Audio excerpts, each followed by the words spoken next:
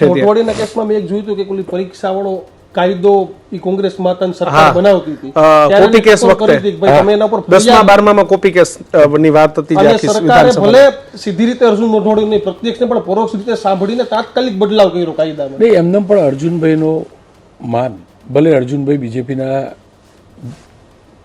વરિષ્ઠ નેતા વિશે જે બોલતા હતા પણ એમનું માન તો હતું, બીજેપીના લીડર્સમાં માન હતું અને બીજેપીના કાર્યકર્તાઓમાં માન હતું અને એનાથી બી વધુ એમના અનુભવનું તમામ માન. મર્યાદામાં રહીને બધા રાજકારણ કરતા, રાજકારણ બોલતા મર્યાદામાં રહીને નહીં, ઘણીવાર ખરાબ બોલ્યા છે, અતિશય ખરાબ બોલ્યા છે, બોલ્ડ બોલ્યા, પણ રાજકારણી મર્યાદામાં રહીને કરતા. એટલે તમારા હોલ્ડ મુજબ કદાચ નવું મંત્રીમંડળ બને તો તેમાં આવેલા છે કોંગ્રેસમાંથી, એમાં ચાન્સ કદાચ મોઢવાડી અને સીજે ચાવડાને વધારે હોય. પહેલું નામ હોય તો અર્જુનભાઈનું હોય, પહેલું નામ હોય તો, બીજું નામ સીજે હોઈ શકે, કોને ડ્રોપ કરશે કોને લેશે એના ઉપર હોય.